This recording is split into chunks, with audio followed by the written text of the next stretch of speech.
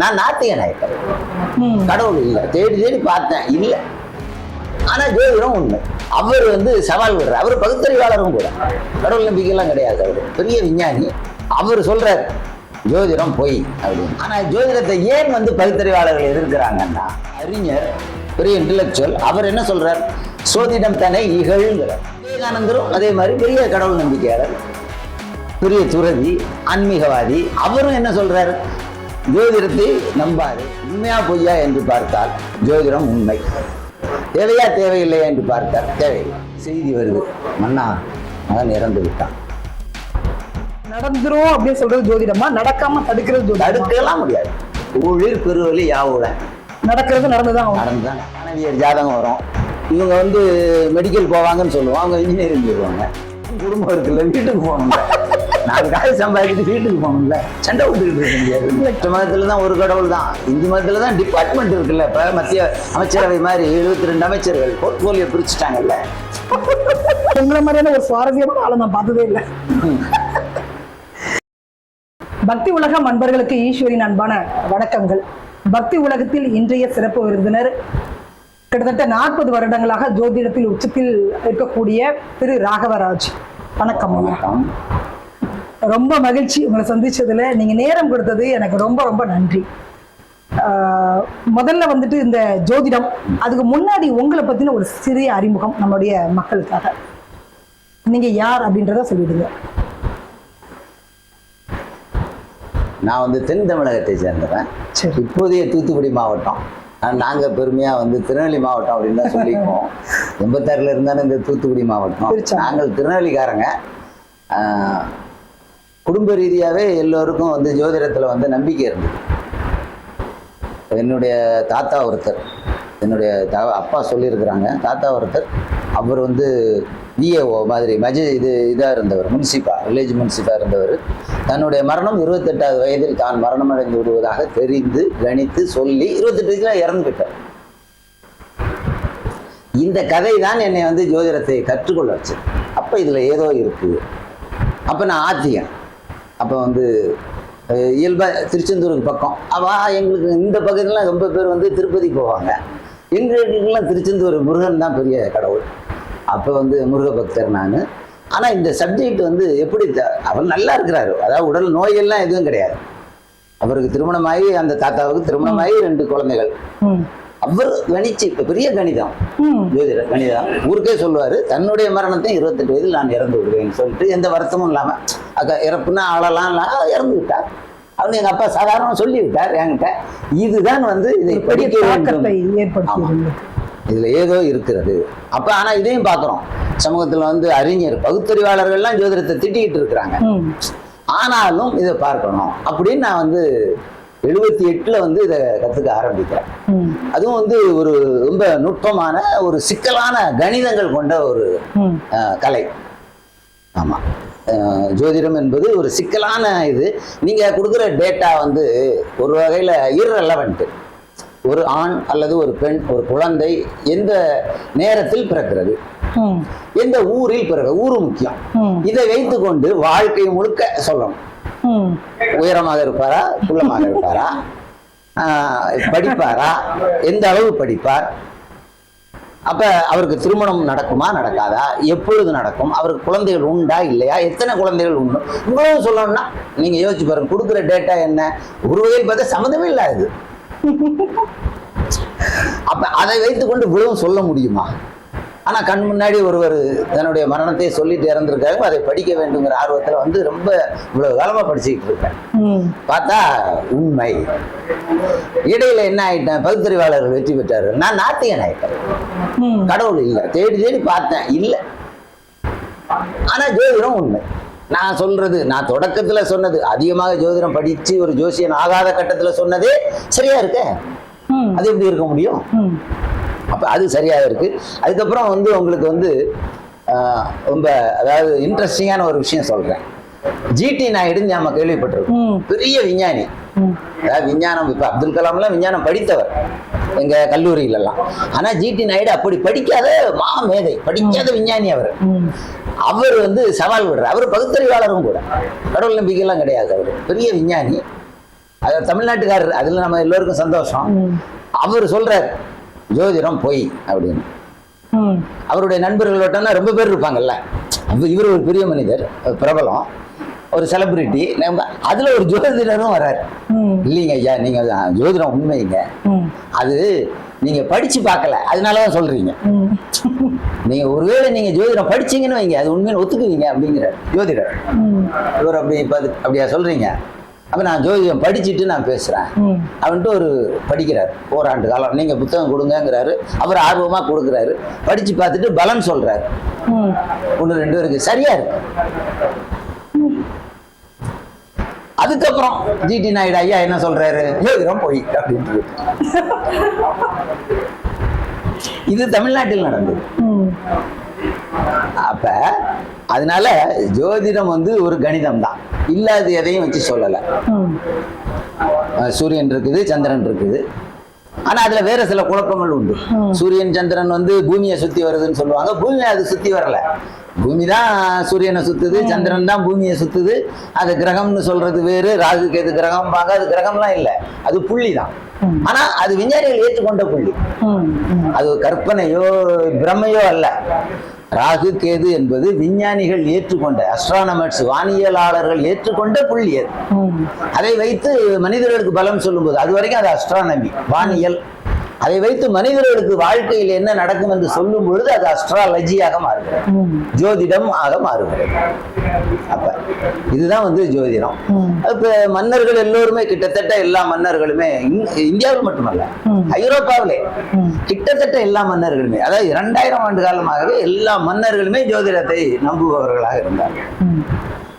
ஆஸ்தான ஜோதிடர்களை வைத்திருந்தார். ஒவ்வொரு மன்னரும் அவருக்கு பெரிய பெரிய ஆஸ்தான ஜோதிடர்கள். இந்தியாவில் குப்தர் ஆட்சி, குப்தர் காலம் நம்ம சொல்றோம்ல வரலாற்றுல, இந்தியாவின் பொற்காலம், அதுல நமக்கு மாறுபாடு இருக்கு. பொற்காலம் அப்ப வந்து நவரத்னங்கள்னு சொல்லுவாங்க. 9 அறிஞர்கள் குப்தர்களுடைய இதுல, அதுல ஜோதிடரும் இருந்தார். அப்ப எல்லா மன்னர்களும் நம்பினாங்க, வச்சிருந்தாங்க.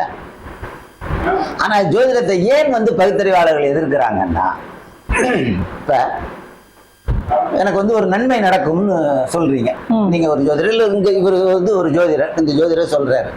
அப்ப நான் வந்து என்ன செய்வேன்? ஒரு எந்த முயற்சியும் செய்யாம சும்மா இருந்துருவேன்.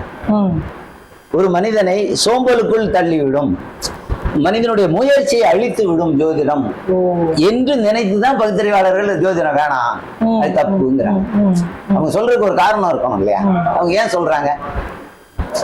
மனித முயற்சியை மழுங்கடித்து விடும் ஜோதிடம். நீங்க எனக்கு என்ன சொல்லுவீங்க?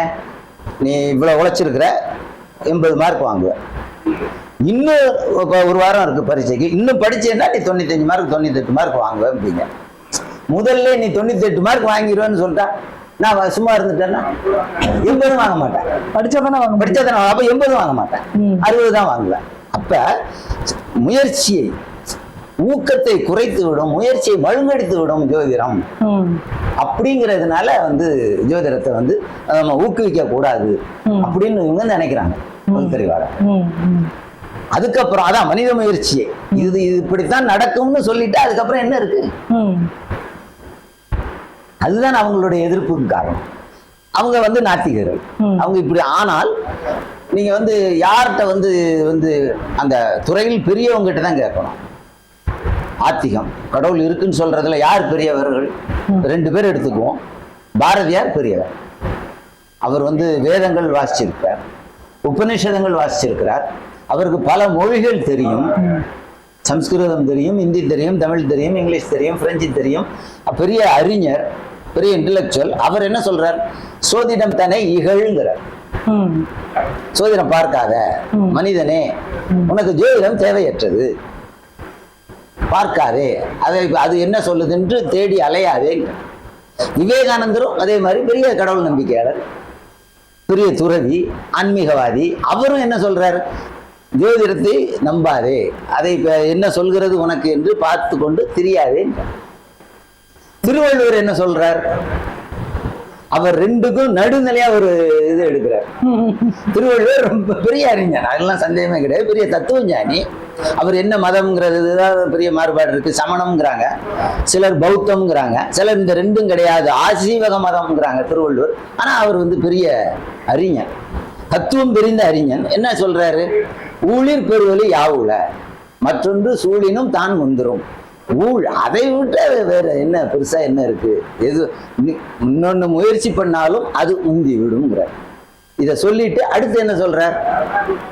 தெய்வத்தான் ஆகாதெனினும் முயற்சி தன் மெய்வருத்த கூலி தரும். இது இல்லாம போயிரும் இவங்க இருக்கிறாங்க. தெய்வத்தாலே முடியாது என்றாலும் நீ உழைத்தால் உனக்கு அது பலன் விளைவு வந்தே தீரும், அதனால உழைக்கணும், அதை வலியுறுத்துற. அவன் நடுநிலையா ஒரு ஸ்டாண்ட் எடுக்கிறார், அதுதான் சரி. அப்ப இதுதான் பிரச்சனை. ஜோதிடம் உண்மையா பொய்யா என்று பார்த்தால் ஜோதிடம் உண்மை, தேவையா தேவையில்லையா என்று பார்த்தால் தேவையில்லை அப்படித்தான் நான் சொல்ல முடியும். நான் எனக்கு ஒருத்தர் பலன் கேட்டா பலன் சொல்ல தெரியும், அது பெரும்பாலும் நடக்கும், அது வேறு. நீங்க ஜோதிடம் சமூகத்திற்கு மனிதனுக்கு தேவையா தேவையில்லையான்னு கேட்டா என் அறிவுக்கு என்ன தோணும் அதுதானே சொல்லணும். தேவையில்லை. இல்ல ஏன் நான் ஒரு கஷ்டத்துல இருக்கிறேன், எனக்கு கடைசி ஒரு ஆயுதம் பாத்தீங்கன்னா அந்த ஜாதகம், அதுல பாத்துருவோம் என்னதான் இருக்குன்றத பார்த்து நம்ம முடிவெடுப்போம் அப்படின்னு தான் நான் உங்களை நம்பி வர்றேன். இதுதான் ஜோதிடம் சமூகத்துல செய்யற ரோல். இதுக்கு இடையில என்ன, இதற்கு எதிராக ஒண்ணு பாத்துருவோம். வராகமிக்கிறன்னு ஒரு பெரிய ஆள் இருக்கிறார், எங்க ஆளு, அதாவது ஜோதிடர்கள் எங்களுக்கு பெரிய ஆளு. அவர் வராகம்னா பஞ்சு.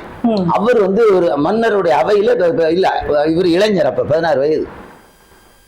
மன்னர் அவையில வேற ஒரு பெரிய ஜோசியர் இருக்கிறார். இவர் சொல்றார், மன்னருடைய மகன் 12 வயது மகன் ஒரு காட்டு விலங்கால் கொல்லப்படுவான் 12 வயதில்.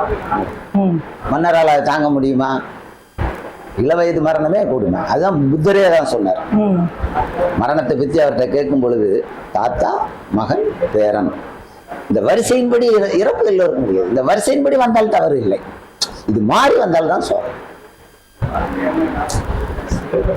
புத்தர் சொன்னது. இதுதான் அவர் மன்னர் எப்படி ஒரு 12 வயசு மகனோ மகளோ இறந்தா அது தாங்க முடியாது, அப்படியே அவுட் ஆயிடுவார். அவர் உடனே பார்த்தார் மன்னர், உடனே ஒரு 7 அடுக்கு பாதுகாப்பு. இப்ப நீங்க பாக்குறீங்கல்ல, மோதி வந்தா 4 அடுக்கு பாதுகாப்பு, 7 அடுக்கு பாதுகாப்பு போட்டார். இளவரசன் 10-12 வயசு இளவரசன் இருக்க, அவ்வளவு பாதுகாப்பு, உணவு கொடுத்துருவாங்க. அதான் பணியாட்கள் இருக்காங்கல்ல 100 கணக்குல பாக்குற. இவரை பிடிச்சி உள்ள போட்டாச்சு. இவரு மன்னருடைய மகன் இறந்து விடுவான்னு சொன்ன பிறகு விடுவாங்களா? உள்ள போட்டாங்க. அவர் உட்கார்ந்து இருக்கிறார். சரி பார்த்து திடீர்னு செய்தி வருது, மன்னா மகன் இறந்து விட்டான். எப்படி இவ்வளவு பாதுகாப்பை மீறி எப்படி ஒரு காட்டு விலங்கு ஒரு வர முடியும்? ஒரு காட்டு வன விலங்கு எப்படி, காட்டு பன்றி எப்படி வர முடியும்? எப்படி மரணம் பார்த்தா அந்த அரசு இலச்சினைன்னு சொல்லுவாங்கல்ல, அது இவ்வளவு பெருசா இருக்கும், அதோட வட்ட வடிவமா இருக்கும், அது ஒரு பெரிய கோயில் இருக்கும், அது முழுக்க மெட்டல் செம்பு அதுல செஞ்சிருக்கும். அது சாஞ்சி விழுந்து அதில் இருந்தது பன்றியின் உருவம், காட்டு பன்றியின் உருவம் அதுல பொறிக்கப்பட்டிருக்குது. அதுதான் அந்த அரசு இலச்சினைன்னு சொல்லுவாங்கல்ல. இப்ப தமிழ்நாடு அரசுக்கு ஒரு கோயில் இருக்குல்ல, கோயில் கோபுரம், அது மாதிரி அந்த அரசின் இலச்சினை காட்டு பன்றி. நாணயத்துக்கே பேர் வராகன் தானே.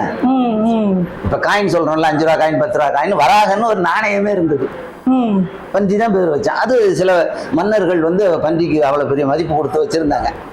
அந்த இது சொன்னது நடந்து போச்சு. கொஞ்சம் மாறுதலாக காட்டு விலங்கு அல்ல, விலங்கு போல இருந்த அதனுடைய அடையாளம் அந்த இது.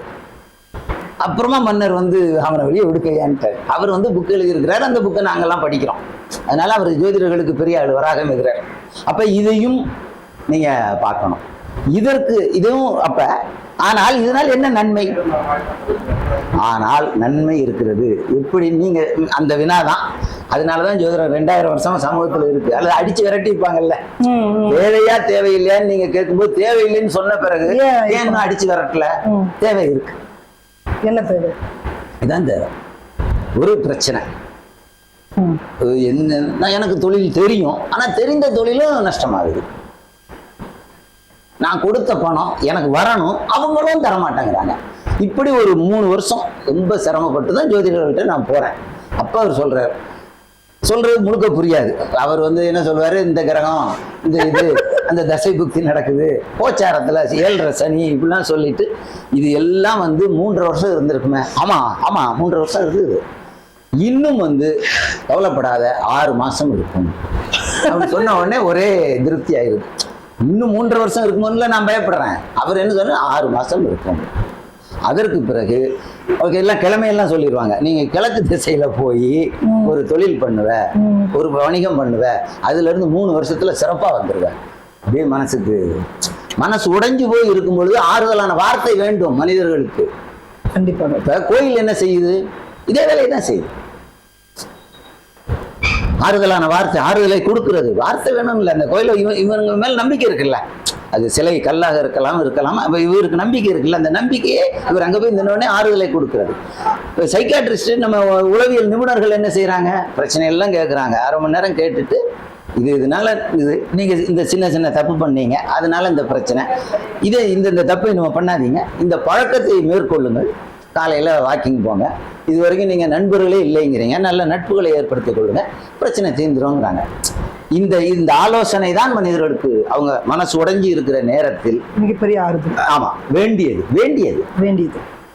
அது இருந்ததுன்னா அப்புறம் ஒவ்வொருத்தரும் ரெக்கவர் ஆயிடுவாங்க. ஏன்னா அவங்க வாழணுங்கிற ஆர்வம் இருக்கு, குடும்ப பொறுப்புகள் இருக்கு, அந்த பொறுப்புகளை நிறைவேற்றணும். அப்ப இந்த ஆறுதல் தான் ஊன்றுகோல். கீழே விழுந்தவனுக்கு ஒரு ஊன்றுகோல் கொடுத்தீங்கன்னா ஊன்றி நின்ற பிறகு அவர் நடந்துருவாரு, அது ஒன்றும் பிரச்சனை இல்லை. அப்ப இந்த வேலையை அந்த உளவியல் நிபுணர்கள் செய்யறாங்க இல்லையா, சைக்காட்ரிஸ்ட் செய்கின்ற வேலையை, ஒரு வகையில் பார்த்தா கோயில்கள் செய்கின்ற வேலையை ஜோதிடம் செய்யுது. அதனாலதான் தேவையில்லை என்று நான் ஜோதிடனே தேவையில்லைன்னு சொல்லக்கூடிய ஜோதிடத்தை ஏன் வைத்திருக்கிறது சமூகம்? அதுவும் ஒரு ஓரத்தில் இருக்கட்டும். சிரமப்படுறவங்களுக்கு மன ரீதியாக அதைரியத்தில் வீழ்ந்து விட்டவர்களுக்கு அது ஒரு தைரியம் கொடுக்கும், ஒரு உற்சாகம் கொடுக்கும், இருக்கட்டும்னு வைத்திருக்காங்க. அதனாலதான் ஜோசியர்கள் இன்னைக்கு வரைக்கும் இருக்காங்க. நீங்க 40 வருடங்களாக இந்த ஜோதிட துறையில இருக்கீங்க. எத்தனை பேருடைய வாழ்க்கை மாறி இருக்கு? எத்தனை பேருக்கு நீங்க சொன்னது படிச்சிருக்கீங்க? உங்களை நம்பி எத்தனை பேர் வந்திருக்கிறாங்க? ஜோதிடர்கள் 2 விதம் இருக்கும். ஜோதிடர்கள் 100க்கு 99 அல்லது 1000க்கு 999 பேர் ஆத்திகர்கள். நீங்க அவங்க அறைக்குள்ள போனீங்கன்னாலே படங்கள் நிறைய கடவுள் படம் வச்சிருப்பாங்க. நிறைய பேர் ஜோதிடர்கள் இந்துக்கள் தான். சிவன், விஷ்ணு, விநாயகர், முருகன் அப்புறம் இந்த மாதிரி கடவுள்களை கும்பிடுறவங்க தான். மிக மிக குறைந்த அளவு தான் இஸ்லாமியர்களும் கிறிஸ்தவங்களும் இருப்பாங்க. ஜோதிடம் கேட்க வர்றதில்லையே, அவங்க கேட்கவே வரமாட்டாங்க. அவங்க மதத்திலே ஒரு தடை இருக்கு, ஏன் அதை பார்க்க வேண்டும்னு சொல்லிட்டாங்க. அதனால அவங்களுக்கு அந்த இது தேவையில்லை. அவங்க மதமே அவங்களுக்கு தெம்பு கொடுத்துருது, நம்பிக்கை கொடுத்து விடுது, இது தேவையில்லை. ஜோதிடராக இருக்கிறது அப்ப வர்றது கேட்கவே வரமாட்டாங்கன்னா ஜோதிடராக இருக்க மாட்டாங்களா? அந்த மதத்தை சேர்ந்தவங்க ரொம்ப குறைவு தான். இயல்பா ஒரு ஆர்வத்துல படிக்கிறது எல்லாரும் இருக்கும், எல்லா சமூகத்திலையும் இருக்கும்ல, அப்படி சிலர் இருக்கிறாங்க. மற்றபடி அவங்க இல்லை. இவங்க அப்படி கேட்டீங்கன்னா இவங்க எல்லாருமே, இந்த ஜோதிடர்கள் எல்லோருமே கடவுள் நம்பிக்கை உள்ளவங்களா, இந்து நம்பிக்கை உள்ளவங்களா, இதுல ரொம்ப பேர் பரிகாரம்னு சொல்லுவாங்க. ஒவ்வொரு பிரச்சனைக்கும் ஒவ்வொரு கடவுள் வச்சிருக்கிறாங்க ஜோதிடத்துல. ஒவ்வொரு கிரகத்துக்கும் ஒவ்வொரு கடவுள் வச்சிருக்கிறாங்க. அப்ப இந்த கிரகம் பாதிக்கப்பட்டிருக்கா, கல்வி பாதிக்கப்பட்டிருக்கா, அந்த ஹயக்ரீவர் கோயில் போ அப்படின்பாங்க. அது இங்க சிங்கப்பெருமாள் கோயில் பக்கத்துல இருக்கும். அல்லது குழந்தை இல்லையா, கர்ப்பக ரக்ஷாம்பிகை கோயிலுக்கு போன்றுவாங்க. அப்போ அல்லது சூரியனார் கோயில், அது தஞ்சை காரைக்கால் பக்கம் இருக்கு. சனிக்கு திருநள்ளாறு ரொம்ப பிரபலமா சொல்லுவாங்க. சனி கிரகம் உனக்கு பாதிக்கப்பட்டிருக்கு, ஒரு நாள் திருநள்ளாறு நீயும் வாழ்க்கை துணைவியாரும் போயிட்டு வந்துருங்க, 2ம் போய் வந்துருங்க அப்படிம்பாங்க. இது பரவாயில்லை. இன்னும் சிலர் எனக்கு 10,000 கொடு, 30,000 கொடு, நான் பரிகாரம் செய்யறேன். ஆனா அங்கதான் கூட்டம் அதிகம் போவாங்க. பரிகாரமும் கிடையாது, ஒண்ணும் கிடையாது அப்படின்னு நான் சொல்றேன். அதனால எனக்கு கூட்டம் அதிகம் வர்றது. அதுதான் வரீங்க. அதுதான் உலகம் ஏற்றுக்கொள்ள. கேட்ட கேள்விக்கு பதில் இப்பதான் வருது. ஆமா, அப்ப உலகம் அதைத்தான் ஏற்றுக்குது. பரிகாரம்னா என்ன பரிகாரம் இருக்க முடியும்? இப்ப எனக்கு கை உடைஞ்சு போயிடும்னு பரிகாரம்னு வைங்களேன். கை உடைஞ்சதான் வருது, நம்ம சவுக்கு உடைச்சிட்டாங்க. அப்ப ஒரு 50,000 ரூபாய் கையில எடுத்து வச்சுக்கணும். கேஷா கையில இருக்கிறது நல்லது, அல்லது பேங்க்ல இருக்கணும், நம்ம ஏடிஎம் எடுத்து வச்சுக்கணும். அது கை உடைஞ்சிடும் நிச்சயம். என்ன பரிகாரம்? உடனடியாக ஆஸ்பத்திரிக்கு போனோம்ல. அன்னைக்கு இரவு 7 மணிக்குள்ள ஆக்சிடென்ட் ஆகுது பைக்ல, எங்க போய் பணத்தை எடுக்கிறது? இதுதான் பரிகாரம். இந்த பரிகாரம் சொல்ற ஜோதிகன்ட்ட மக்கள் வரமாட்டாங்க. கடவுள்கிட்ட பேசி அவருக்கு கொஞ்சம் லஞ்சம் கொடுத்து நீங்க கொஞ்சம் காசு எடுத்து பரிகாரம் பண்ணுங்க, கையை உடையாம காப்பாத்துங்க, அது அந்த பரிகாரத்துக்கு தான் மக்கள் போவாங்க.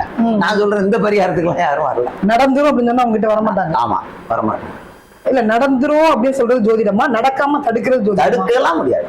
ஊழிர் பெருவலி யாவுல நடக்கிறது நடந்துதான் நடந்துதானே, தடுக்க முடியாது ஜோதிடம். தடுக்க முடியாது. அப்புறம் 100 விழுக்காடு வர்றது உங்களுக்கு 80 விழுக்காடா குறையும். நீங்க இந்த அது எப்படின்னா, இந்த கடையில பேரம் பேசுறீங்கல்ல, இந்த பொருள் 100 ரூபா தாங்க, நான் 100 ரூபா சொன்னா நீங்க வாங்க மாட்டீங்க, 80 ரூபாய்க்கு கொடுப்பீங்க. 80 ரூபாய்க்கு கொடுன்னு பேரம், அது ஒரு தகராறா நடக்கும். அப்புறம் நான் வேற வழி இல்லாம 90 ரூபாய்க்கு கொடுக்க வேண்டியிருக்கும். அதனால தான் நான் என்ன செய்யறது, 130 ரூபான்னு சொல்லிடுறேன். நீ 100 ரூபாய், நீங்க 80 ரூபாய்க்கு கேட்பீங்க, கடைசியா 100. எனக்கும் லாபம், உங்களுக்கும்.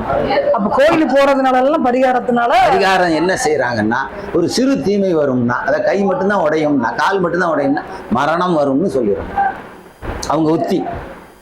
மரணம் வரும் உடனே அப்போ 1,30,000 இதெல்லாம் சாதாரணம்ல. அது 2-3 பேர் பகிர்ந்துக்கிறாங்க. அந்த கோயிலில் ஒருத்தர் இருப்பார், மந்திரம் பண்றவர் ஒருத்தர் இருப்பார், இந்த ஜோசியர், அவங்க அதுவும் ஒரு 3 பேர் தான், ஒரு டீம் தான். அவங்க பகிர்ந்துக்கிட்டு பண்ணிடுவாங்க. எனக்கு கை உடஞ்சி போயிருமா, இல்லை கால் உடஞ்சி போயிருமா, எனக்கு பயங்கர சந்தோஷம். நான் செலவழிச்ச 30,000 எனக்கு வருத்தம்லாம் இல்லை. மரணம் வராம தடுத்துட்டாங்கல்ல 3 பேரும். எனக்கும் சந்தோஷம், அவங்களுக்கும் சந்தோஷம், எல்லோருக்கும் சந்தோஷம். என்னை மாதிரி நாத்திக ஜோசியம் தான் அப்படியே உட்காந்துருக்கோம். அப்ப அதாவது உலகத்துல எல்லா இடத்துலயும் உண்மை எடுபடுறதெல்லாம் உங்ககிட்ட யாரும் வர்றதே இல்லை நினைக்கிறேன். அதிகமா வர்றாங்க உள்ளத சொல்லிடுவோம். திருமணம் ஆகல, எப்ப ஆகும், சிலருக்கு என்கிட்ட வர்றவங்களுக்கு இந்த 3 மாசத்துல ஆகும்னா நான் சொல்லியிருக்கேன். இந்த ஆவணியில ஆயிருங்க நான் சொல்லியிருக்கிறேன், ஆயிரும். இப்ப என்ன, இப்ப இது வைகாசி, ஆடி மாசம் இந்துக்கள் பெரும்பாலும் திருமணம் பண்ண மாட்டாங்க. ஆவணியில ஆயிரும். இன்னும் 1 வருஷம் ஆகாது, திருப்பியும் அழுத்தி கேட்பாங்க. அப்போ 1 வருஷம் ஆகாது. அப்போ 1 வருஷம் பொண்ணு பார்க்கறது, மாப்பிள்ளை பார்க்காம சும்மா இருந்துருமா? அப்படி சொல்லலையே நான்.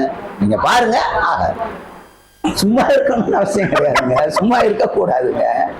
அதாவது ஜோதிடத்தை நம்ம சரியா புரிஞ்சுக்கணும். பாருங்க, பாக்குறது பாருங்க, ஆகாது.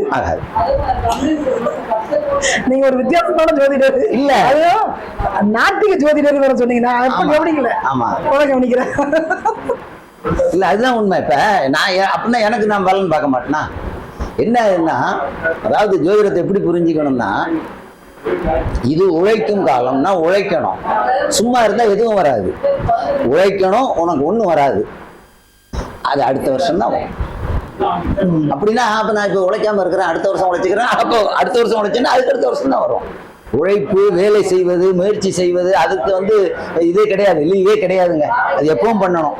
விளைவு எப்போ வரும், அதுதான் பிரச்சனை. நீங்களே பாருங்க, ஒரு இடத்துல ஒரு செயல் நீங்க செய்றீங்க, நீங்க என்ன, நீங்க மட்டுமோ ஒரு குழுவே செய்றீங்க, 100% விளைவு வருதா அப்படின்னு நீங்க 100% எதிர்பார்க்குறீங்க. சில நேரம் 120% வரும். நீங்க எதிர்பார்த்ததை விட பாராட்டுகளும் அதிகம் வரலாம். அது பண ரீதியான விளைவுன்னா, நீங்க எதிர்பார்த்தது 1000 ரூபான்னா 2000 ரூபாயும் வரலாம். நீங்க எதிர்பார்த்தது 1000ன்னா 500 ஆயிரலாம். அதான் நீங்க எதிர்பார்த்த நல்ல விளைவு இல்லாமல் குறைவாகவும் செய்யலாம். அது ஒரு படைப்புன்னா பாராட்டுகள். 100 பேர் பாராட்டுவாங்கன்னு நினைச்சா 200 பேர் பாராட்டுவாங்க. நம்ம எதிர்பார்க்காதவங்க எல்லாம் பாராட்டிடுவாங்க. சிலது ரொம்ப கஷ்டப்பட்டு உழைச்சிருப்போம், 25 பேர் கூட பாராட்ட மாட்டாங்க. ஒரு படைப்பு, கலைப்படைப்பு, இலக்கியம், எழுத்து, கவிதை, இல்ல ஒரு திரைப்படம், ஆவணப்படம், இது அல்லது ஒரு வணிகம், 100 ரூபாய் எதிர்பார்ப்பாரு. இன்னைக்கு இந்த வியாபாரத்தில் 100 ரூபாய் நம்ம கிடைக்கணும், 60 ரூபாய் தான் கிடைக்கும். அப்ப இதுதான் நீங்க பார்க்கணும். இப்ப நம்ம ரமணன் இருந்தார்ல, மழை அறிவிப்புலாம் பண்ணார்ல, ரமணன் காலம் இப்ப 2-3 வருஷத்துக்கு முன்னாடி இருந்தாரு. இப்ப துல்லியமாயிடுச்சு விஞ்ஞானம். அதற்காகவே ஒரு சூப்பர் கம்ப்யூட்டர் வந்து மிக அதிக விலை கொடுத்து இந்திய அரசு வாங்கினாங்க. தமிழ்நாட்டுக்கு சென்னை வானிலை ஆய்வு மையத்துக்காக வாங்கினாங்க சூப்பர் கம்ப்யூட்டர். ஏன்னா அதுல அவ்வளவு நுட்பமான கணக்குகள் போடணும். மழை வந்து இன்னைக்கு மே 15, அப்ப மே 16 எப்படி இருக்குன்னு பார்க்கறதுனால கணக்குகள் போடணும். நீங்க கையால கணக்கு போட்டீங்கன்னா அதுவே ஒரு வாரம் ஆகும். மே 16க்கு எப்படி சொல்ல முடியும்? அப்ப ஆனா அதுக்கு தான் சூப்பர் கம்ப்யூட்டர் வாங்கினது. அது போட்டு இன்னைக்கு அந்த அளவுக்கு நீங்க வந்து 50 வருஷத்துக்கு முன்னாடி பாத்தீங்கன்னா 1975 உட்காந்து பாத்தீங்கன்னா அப்ப வந்து ஜோக்கு எழுதுவாங்க பத்திரிகையில. என்ன நீ கூட எடுத்துட்டு வரல அப்படின்னு ஒருத்தர் கேட்பாரு. அதுதான் இன்னைக்கு மழை வரும்னு சொல்லிட்டாங்களே அதனால எடுத்துட்டு வரல.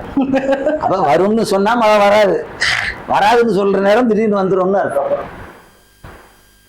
அப்படி வந்து அன்னைக்கு இருந்தது, கணிக்க முடியாதபடி இருந்தது. இன்னைக்கு துல்லியமா கணிக்கிறோம்.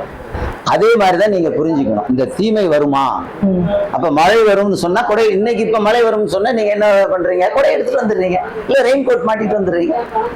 வராதுன்னு சொன்னா ரெயின் கோட் மாட்ட மாட்டீங்க, அது ரொம்ப கஷ்டமா இருக்கும். அப்ப ஜோதிடம் அப்படித்தான். இந்த இடத்தில் வந்து நீ உழைக்கிற விளைவு வராது. இந்த வருஷம் உனக்கு குறைவா தான் விளைவு வரும், அதை நான் வந்து ஏற்றுக்கொள்ள வேண்டும். ஆனா உழைப்பு ஒரே உழைப்பு தான். ஆனா இன்னொரு வருஷம் ஜோதிடர் சொல்வார் நல்ல பலன் இருக்கும், நல்ல விளைவு இருக்கும், உழைப்புக்கு மீறிய லாபம் இருக்கும், பயன் இருக்கும்னு சொன்னா அது இருக்கும். ஆனா உழைக்கிறது எப்போ அதே உழைப்பு உழைச்சுதான் ஆகணும். அதற்கு தப்பிக்கவே முடியாது. இயற்கை நியதி. நீ ஏதோ ஒன்று செய்தால்தான் ஏதோ ஒன்று வரும். வருவது அதிகமா இருக்குமா குறைவா? நீங்க இப்ப ஜோதிடம் பாக்குறீங்களா? நான் பாக்குறேன். நான் இப்ப என்னோட ஜாதகத்துல இருந்தா நீங்க பாப்பீங்க. நான் பார்த்து சொல்லுவேன். இப்பவே வந்து நீங்க கேட்டதுக்காக சொல்றேன். பெரும்பாலும் ஒரு குடும்பம், அந்த குடும்பத்தினர் யாருமே மாசி மாதம் திருமணம் செய்ய மாட்டாங்க. அந்த இதுல வந்து ஒரு ஜாதகம் என்கிட்ட வருது. இந்த விவரம் எனக்கு முதல்ல தெரியாது. மாசி மாதம் அந்த இளைஞர் கல்யாணம் நடந்துரும்னு சொல்லிட்டேன். நடந்துருச்சு. நடந்துருச்சு. அதுக்கப்புறம் தான் எனக்கு விஷயம் சொல்றாங்க, எங்க குடும்பத்துல யாருமே மாசி மாதம் கல்யாணம் பண்ண மாட்டோம், நீங்க சொன்னீங்க நடந்துருச்சு. எப்படி? அப்ப இப்படியும் நடக்கும். ஆனா எல்லாம் இல்ல, 100க்கு 10 தப்பு, 10 20 தவறா பலிக்காதுன்றீங்க. பலிக்காது. நாம வந்து இந்த 17 வயசு மாணவ மாணவியர் ஜாதகம் வரும், இவங்க வந்து மெடிக்கல் போவாங்கன்னு சொல்லுவோம், அவங்க இன்ஜினியரிங் போயிடுவாங்க. இன்ஜினியரிங் கிடைக்கும் அப்படின்னு சொல்லுவோம். அப்புறம் உடனே இன்னொன்னு 50 வருஷத்துக்கு முன்னாடி 4 5 6 கல்வி தான் இருந்தது. கல்வியில இன்னைக்கு பிரிவுகள் அதிகம். அன்னைக்கு பிஏல 2 3 தான் இருந்தது. பிஏ எக்கனாமிக்ஸ், பிஏ வரலாறு, ஹிஸ்டரி, இப்படி 1 2 தான் இருந்தது. பிஎஸ்சியில் ஒரு 3 4 தான் இருந்தது. Maths, physics, chemistry, botany, zoology. அப்புறம் பிஏ தமிழ், பிஏ இங்கிலீஷ். அன்னைக்கு சொல்ல முடியும். இன்னைக்கு வந்து ஒரு 53 பிரிவு இருக்கு. அப்ப நீங்க ஜோதிடம் சரியா படிக்கணும்னு நினைக்கிறேன். ஜோதிடம் அந்த அளவுக்கு வளர்ச்சி அடையல. இப்போ அதே 12 கட்டம் 9 கிரகம் தானே. 9 கிரகம் 12 கட்டத்தை வச்சு 21 பிரிவு இருக்கும்போது இன்ன படிப்பார், இன்னைக்கு வேலைக்கு போவார்னு சொல்ல முடியும். இன்னைக்கு அது 108 பிரிவு ஆயிடுச்சு. மைக்ரோ பயாலஜிங்கிறாங்க, மரைன் இன்ஜினியரிங்கிறாங்க. அன்னைக்கு இன்ஜினியரிங் 4 தாங்க. 70களில் 50 ஆண்டுகளுக்கு முன்னாடி 4 பிரிவு தான் இன்ஜினியரிங். இன்னைக்கு ஒரு 15 பிரிவு இருக்கு இன்ஜினியரிங்ல. அப்ப வந்து ஜோதிடம் வந்து வளர்த்து எடுக்கலாம். ஒரு விஞ்ஞானம்னா வளர்த்து எடுக்கணும்ல. ஒரு டீம் உட்காரணும், ஒரு இன்ஸ்டிடியூஷன், ஒரு யூனிவர்சிட்டி மாதிரி ஒரு இன்ஸ்டிடியூஷன் உட்கார்ந்து ஒரு 10-50 பேரை உட்கார வச்சு அதுக்கு வேண்டிய இன்ஃப்ராஸ்ட்ரக்சர் கொடுத்து டேட்டா கலெக்ட் பண்ணி, அப்போ இப்போ இருக்கிற இவங்கெல்லாம் டேட்டா கலெக்ட் பண்ணி அவங்க வளர்த்து எடுக்கணும். இப்போ எல்லாம் இருக்கு. யார் வந்து இசை நாட்டியத்தில் சிறப்பாக வளர்ச்சி அடைவார், புகழ் பெறுவார், ஜோதிட விதிகள் இருக்கு. யார் பெரிய மருத்துவர் ஆவார், அதுவும் வெட்டினரி சயின்ஸ்ன்னு சொல்றோம். இப்ப அது வாகடம், மாட்டு வாகடம், அதுக்கே ரூல் இருக்கு. ஒரு ஜாதக அமைப்பு அவங்க சொல்லி கிரகம் இந்த கிரகம் எங்க இருந்ததுன்னா இவர் மாட்டு வாகனத்தில் வல்லவர்னு ரூல் எழுதி வச்சிருக்கிறாங்க. எல்லாத்துக்கும் ரூல் இருக்கு. இந்த கல்வி, அதாவது சினிமா பாடலாசிரியர் ரொம்ப பிரபலமா வர்றாங்கல்ல, அவங்க யாரு வந்து எந்த அமைப்பு இருந்தால் பாடலாசிரியராக வருவார், எந்த அமைப்பு இருந்தால் வங்கித்துறையில் பணிபுரிவார், எந்த அமைப்பு இருந்தால் ஆசிரியராக இருப்பார், பேராசிரியராக இருப்பார், அதெல்லாம் சொல்லிடுவீங்க. அதெல்லாம் சொல்லிடுவோம். திருமணமும் சொல்லிடுவீங்க, ஆயுட்காலமும் சொல்லிடுவீங்க. ஆயுள் காலம் மட்டும் யாரும் சொல்ல மாட்டாங்க, வெளிப்படையே சொல்ல மாட்டாங்க. கண்டம் திசை இருக்குன்னு சொல்லுவாங்க இல்லையா, அவ்வளவுதான் சொல்லுவாங்க. ஏன்னா அது சொல்லுவதனால என்ன பயன்? ஒன்றும் வருத்தம் தானே வரும். இதெல்லாம் நீங்க மற்றவங்க என்ன செய்யறாங்கன்னு ஒப்பிட்டு டாக்டர் என்ன சொல்றாங்க. இப்ப என்னைய வந்து ஒரு மருத்துவமனையில அட்மிட் பண்றாங்க, டாக்டர் என்ன சொல்லுவாரு? ஒரு 10 நாள்ல எனக்கு மரணம்னா 10 நாள்ல இருந்தாலும் செத்து போயிடுவான், போங்கடா அப்படி சொல்ல மாட்டாரு. கடவுள் என்ன சொல்றாரு? நம்ம முயற்சி பண்ணுவோம், ஆளான எல்லாம் நான் செய்யறேன், மீதி கடவுள். ஆமா. அப்புறம் வீட்டுக்கு கூட்டு போங்க, கூட்டு போய் என்ன பண்றதுன்னு, நான் மருந்து தரேன், அதெல்லாம் கொடுங்க, விரும்பியதை சாப்பிட கொடுங்கன்ற கடைசி வார்த்தை தான். அப்ப புரிஞ்சுக்கணும் நான் தான். அப்ப டாக்டர் அதே மாதிரிதான் ஜோசியன்னு சொல்ல முடியும். அல்லது வந்து இது மரணம் சோகமானது நீங்க வந்து பச்சையா சொன்னீங்கன்னா அவர் கோவிச்சுட்டு அடிப்பாரு. அவர் யாரு? மகனோ மருமகனோ கோவிச்சுட்டு ஜோசியர் அடிப்பாரு. எதுக்கு சண்டை? ஜோசியருக்கும் குடும்பம் இருக்குல்ல, வீட்டுக்கு போகணும்ல, 4 காசு சம்பாதிச்சுட்டு வீட்டுக்கு போகணும்ல, சண்டை விட்டுக்கிட்டு இருக்க முடியாது. இல்ல கேன்சர் மாதிரியான பெரிய பெரிய நோய்கள்லாம் வரதுக்கு முன்னாடி அதுல கண்டுபிடிக்க முடியுமா? சொல்ல முடியாது. அதெல்லாம் சொல்ல முடியும். குழந்தை பிறப்புல இருந்து எல்லாம் சொல்ல முடியும். எல்லாமே தெளிவாக நீங்க சொல்ல முடியும். ஆன்மீகம் வேற, ஜோதிடம் வேறையா? வேறு சம்பந்தமே கிடையாது. சம்பந்தமே கிடையாது. சம்பந்தமே இல்லை என்று வெளிப்படையா சொல்லிட்டால் நிறைய ஜோதிடர்களுக்கு தொழில் வாய்ப்பு போயிடும். அதனால சம்பந்தம் இருக்குன்னு சொன்னாதான். ஜோதிடம் பார்த்த உடனே நீங்க வந்து கோவில் தானே அர்த்தம் சொல்றீங்க. ஆன்மீகம் தானே சொல்றீங்க. அங்க ஒருத்தர் இருப்பாரு, அப்பதான் கூட்டு போட்டுக்கலாம்ல. அப்ப ஜோதிடத்துக்கும் ஜோதிடர் இருக்கிற சம்பந்தம் இல்ல, சம்பந்தமே கிடையாதுங்க. ஒரு ஜோதிடர் இருக்காரு, நான் ரொம்ப மதிக்கிறேன், ஜோதிடத்துல ரொம்ப பெரிய திறமைசாலி. ஐயா இறந்துட்டாரு. இப்ப அவர் சொல்லுவாரு, இந்த கோயிலுக்கு போ, அங்க குருக்கள் இவர் இருப்பாரு, பேரே எழுத சொல்லிடுவார், பத்திரிகையில் எழுதிடுவாரு, அவர் நம்பரும் எழுதிடுவார். டாக்டர் கொடுப்பாங்க இல்ல, எந்த மெடிக்கல் ஷாப்ல போய், ஆமா, அந்த லேபுக்கு போ, இந்த ஸ்கேன் சென்டர் போ, அந்த மாதிரி அங்க கமிஷன் டீலிங் இருக்கு. அப்ப கமிஷன் அவங்களுக்கு 25%. இங்க எவ்வளவுன்னு தெரியல. ஆனா ஜோசியத்துல அவர் ரொம்ப திறமைசாலி, பெரிய அறிஞர், ஜோதிட அறிஞர். இப்படியே பத்திரிகையிலே எழுதுவார். கரெக்டா வந்துட்டு இந்த கோவில், இந்த பூசாரி, என்ன டிபார்ட்மெண்ட் பரிகாரம். ஆமா, மற்ற மதத்துல தான் ஒரு கடவுள் தான், இந்து மதத்துல தான் டிபார்ட்மெண்ட் இருக்குல்ல. இப்ப மத்திய அமைச்சரவை மாதிரி 72 அமைச்சர்கள் போர்ட்போலியோ பிரிச்சுட்டாங்கல்ல. யமன் வந்து ஒரு கடவுள், யமனுக்கு கணக்கு எழுதுற சித்திரகுப்தன் இன்னொரு கடவுள். புரிஞ்சு போச்சு. அப்ப ரொம்ப ரசனையான ஒரு மதம் இல்லையா இது? ஜாலியா இருக்கும். இப்பவும் ஜோதிடம் பாக்குறீங்களா? ஆமா, அது மக்களுக்கு ஒரு சமூக சேவை. நம்பர் போடட்டுமா சேனல்ல? அடிச்சு தள்ளிடுவாங்க, நம்ம போன் அடிச்சு தள்ளிடுவாங்க, நேரமே இருக்காது. ஓஹோ, அந்த அளவுக்கு நமக்கு வந்து ஆடியன்ஸ் இருக்காங்க நம்ம சேனல்ல. சொல்லலாம். இதுக்கு முன்னாடி முருகப்பெருமாள் ஒருத்தர் வந்து பேசிட்டு இருக்காங்க. தொடர்ச்சியா கிட்டத்தட்ட 47 பாட்டு வந்துட்டோம். நம்ம 47 வீடியோஸ் நான் போட்டுக்கிறேன் இப்ப சமீப காலத்துல. நல்ல ஒரு நேம் அவருக்கு வந்து நம்ம சேனல்ல. போன் வெளிநாடுகள்ல இருந்தா பல போன் கால்ஸ். அது மாதிரி சங்கர நாராயண ஐயா, திரைத்துறையில் இருக்கக்கூடிய ஜோதிடர், ஆஸ்தான் ஜோதிடர், அவரும் நம்ம சேனல்ல வந்து பேசியிருக்கிறாங்க. ஜோதிடம் பற்றி நிறைய விடயங்கள் நம்ம பேச வேண்டியது. ஒரு அறிமுகமாக தான் இந்த உரை வந்து நான் கொடுத்துருக்கேன். ரொம்ப ரொம்ப சுவாரஸ்யமா இருந்துச்சு எனக்கு, நிஜமாவே சொல்றேன். நிறைய பேர் இன்டர்வியூ எடுத்திருக்கிறேன் ஆன்மீகத்துல. பட் இந்த மாதிரி உங்களை மாதிரியான ஒரு சுவாரஸ்யமான ஆளை நான் பார்த்ததே இல்லை. இருக்கிறது அப்படி வெளிப்படையா நீங்க பேசுறீங்க. அது போக வந்துட்டு உங்ககிட்ட இருக்கக்கூடிய மிக ஒரு முக்கியமான ஒரு விடயம், மக்கள் நீங்களும் தெரிஞ்சுக்கோங்க, ஹோமியோபதி. ஆமா, அதான் நீங்க உச்சம் தொட்டவர் இல்லையா? அதை பத்தி மக்களுக்காக சின்ன ஒரு அறிமுகம்.